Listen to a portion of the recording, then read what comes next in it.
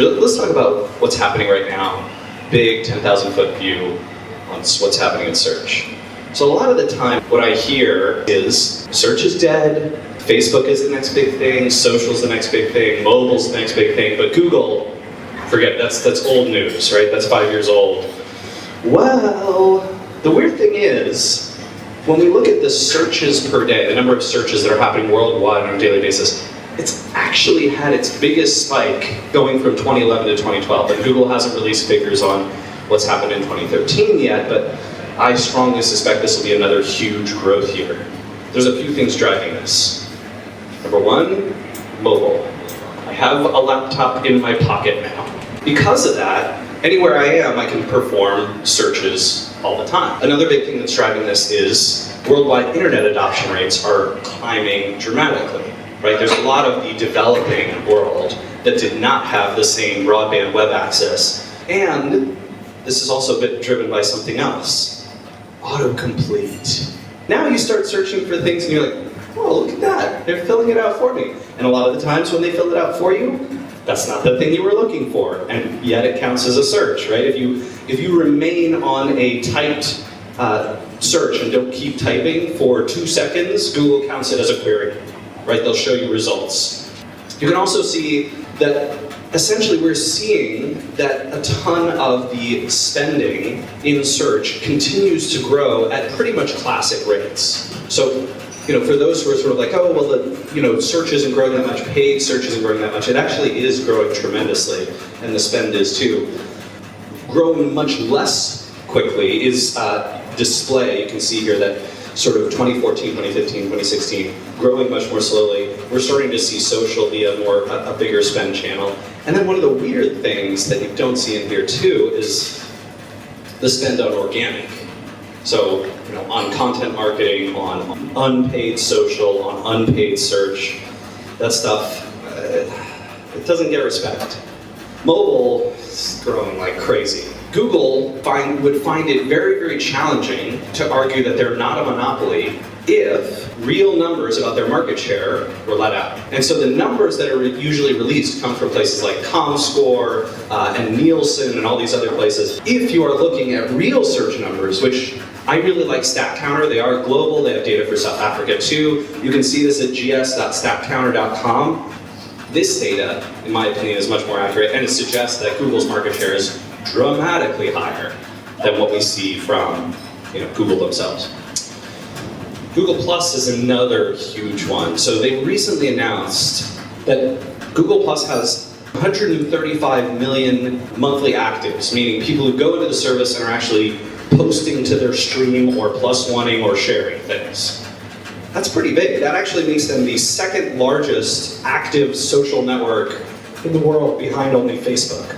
They're technically bigger than Twitter in raw user numbers. The other weird thing that I see in social that I think is very strange is we had this idea for a long time that Facebook was just going to be everything. Like, Facebook is social media, there's nothing else except Facebook.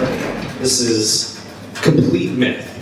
So, of the social networks, right, Google+, Facebook, Twitter, LinkedIn, Foursquare, Pinterest, Tumblr, Wikipedia, Reddit, StumbleUpon, all of these are in the millions of active daily users at this point. So wherever your community is online is where you should be participating, and that might not always be just Facebook. A world that have not changed in the last 5 to 10 years at all, and that are still true today in 2013. Engines still need help crawling sites. Sites still need help with accessibility. It's still a big and bad and problematic issue. That said, if you can make users extremely happy, make them revel in your site, then you're going to be in a much more successful place, right? So delighting users still leads to a ton of success in the SEO world. And getting the basics right still matters. Content quality, accessibility is at the bottom, keyword research above that, link building above that, and social on top of that. You gotta start with that strong base and then work your way up. And the intersection of where SEO success happens is right there, right? So this is my fancy Venn diagram, targeting keyword phrases that will capture valuable visits. Notice I don't say keyword phrases that have a ton of search volume. So unique and enjoyable, at least 10% of the people who see it will try to share it. If you've got a page on a topic, and you don't think 10% of the people who visit that page will try to share it with someone else, make it better. And then finally, it has to be relevant to at least one of the following: your audience, your location, your business. Some things have changed in SEO. With Panda, one of the really interesting things is if you have some part of your website that gets kind of hit by Panda, where Google says, oh, this content looks very thin to us. Looks not just, it's not unique, but it doesn't provide unique value. That can actually hurt all the rest of the pages on your site. And we've seen this several times, even with big websites. So the interesting thing about Penguin, of course, right, is that Penguin is I don't care, right, this is Google, I don't care if your site is really good. If you have crappy manipulative links, I'm gonna penalize you anyway. Right? This is essentially saying that, like, don't go do this kind of link building, no matter how fantastic a website or brand or resource you happen to be. This has led to a paradigm in the SEO world. We don't get to do this anymore. We don't get to do link building. It's pretty much dead. The new way, and the way that has success, is to earn links.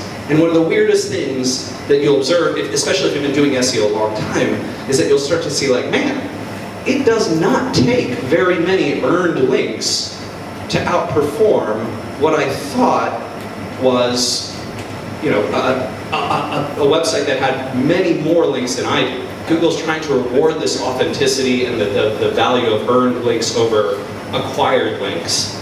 We have to change our strategies. Click-through rates are dramatically altered too. So getting star ratings, having reviews, look at, Amazon has the price in there and they tell you whether it's in stock. When you see this and you know how much it costs and you see the price before you click through, you're already being converted to a buyer. Getting these types of snippets is incredibly valuable. Same story, right, with the rel author markup. You can see with the date stuff. This is something where a lot of journalists, a lot of people who cover content on the web will be looking for this. And if you have an old date, I'm not going to click anything that's old. I'm only clicking recent stuff, hence recency, improving click-through rate, which is another reason you see that, you still see that fresh content boost, and that's a powerful thing. And then of course, this is using video XML sitemaps. You can get videos in there. Usually, when you embed no video, you can't get this. The only site that can get the video showing up in the search results is YouTube themselves. Unless you change the subdomain of the embed of the YouTube. So if you use the no cookies version of YouTube, go turn off cookies, go to YouTube, click embed, and they'll mark it up like this. And by the way, the #2 search engine behind Google is not Bing, it's not Yahoo, it's YouTube. They own the #1 and the #2 search engine. So YouTube being the second largest search engine means I should start with Google, but then YouTube should be at least a secondary channel for me, maybe even a primary channel for content, depending on the searches. And if you don't have video content today, you should think about how you can get there. Wow, things that people like on Facebook and share on Facebook perform tremendously well in Google. The things that people happen to like are strongly correlated with the other signals that Google uses. So if you're producing content and you think to yourself, man, I bet this will do great for SEO, but no one's ever going to like it on Facebook. But, well, one part of that equation is probably wrong. So all those user and usage data signals, in my opinion, are probably driving a lot of what's in the algorithm right now. When you see, blog posts and they're like, Google gives a benefit to brands. I don't think Google gives a benefit to brands. I don't think they look and they go, well, this company's ad spending was X and their brand is Y, and so we're going to rank them higher. No. But people click on brands. People like brands. People buy from brands, right? Because of that, brands are influencing a lot of search results, right? Tragically, some of the downside to what's happening right now in SEO. So we're losing a lot of data as SEOs. A lot of very important data. One of the most important pieces of data that we've lost is something almost nobody talks about, and that is, do you guys remember the Google Social Connections page? But it used to show you things like this. Content, why we show you content in our search results and where it comes from. And they'll show you how they know everything that I shared on Facebook. They know everything that I shared on Facebook, not because they're directly linked to my Facebook account, but because my Quora account, right, which is the Q&A site, is linked to my Facebook account. And so that's how they're getting the data. Holy crap. And then they'll show me that for every person that I'm connected to, right? So they'll tell me like, you know, your account, and he shared this on Facebook, and so we're ranking it higher for you, Ray Fishkin. I thought you didn't use Facebook signals. Well, not directly. All right, great. And then of course, the one you do know about, not provided. How can you not know about it? It's the #1 keyword for every website on the internet. And of course, that data is getting worse and worse, and now we're seeing iOS 6 and Android 4 both hiding referral data, not just keywords. They're not telling you what traffic comes direct and which traffic comes from Google. And so to replace that, you actually have to go in and make some manual changes to your web analytics, how you can sort of recover some of that and put it in your analytics. But this would suck. This is SEO Moz's data. Ruth Burr, our head of SEO in-house, pulled this and sent an all-staff email out. She said, hey gang, if you've wondered why we are getting no searches from iOS, it's because of iOS 6. And the fact that iOS 6 is no longer passing referral data. And this is the delta in what we saw from, you know, that's before the change in September, when iOS 6 came out, and this is after the change. So look at that, this is direct, and that's search traffic. And so search traffic is suddenly plummeting, while direct is taking off? I don't think so, right? So if you have a client, and they're saying, oh, well, our mobile search traffic isn't doing very well, you know, you're not doing a very good job with SEO, I strongly urge you to go and fix this up. So the fat head of keyword demand, right? The things that get lots and lots of searches. So think like, you know, Lady Gaga, web hosting, WordPress hosting. That kind of stuff gets, you know, thousands to millions of searches a day. And then we have kind of what I call the chunky middle. Things like WordPress, managed WordPress hosting and fastest WordPress hosting. And then we have the long tail, which is things that, you know, people search for only once every month. And yet that makes up 15 to 20% of all searches on the internet. Google has basically said, I want this. I'm going to take it. It's mine now. Sorry. I'll show you. This is for teeth whitening, right? Where they're just basically dominating everything above the fold, and they've got like indented results. And this is with sort of advertising and shopping results. But they do it with organic too. It's not just ads. Check out hotels in Cape Town. Screw you, #1 organic result. This is Google's hotel finder. And it technically says sponsored, but obviously it doesn't have the background, so it looks like it's organic. So Google's taking away a lot of that terms, which means, as SEOs, we really have to be investing in that chunky middle and the long tail. That's where we still have a ton of opportunity and can win. And on the plus side, if you're winning in those, you have a better chance to be a brand that's going to appear here eventually. And the other thing, of course, is that your competition tends to be much lower. You've probably noticed, if you haven't checked it out, Annie Cushing from Seer Interactive, which is Will Reynolds' company out of Philadelphia, put together a list of all of the sort of tools and, that she uses for SEO, which is, you know, very, very, very long. We have got a ton of tools and data in the SEO field. Oftentimes it's hard to know how to use them all. I think Annie did a great job here because she sort of got this is what the tool is, this is what the type of tool, this is how much it costs, here's the link, here's what it does, all that kind of stuff. But because of this, our jobs have gotten dramatically more complex.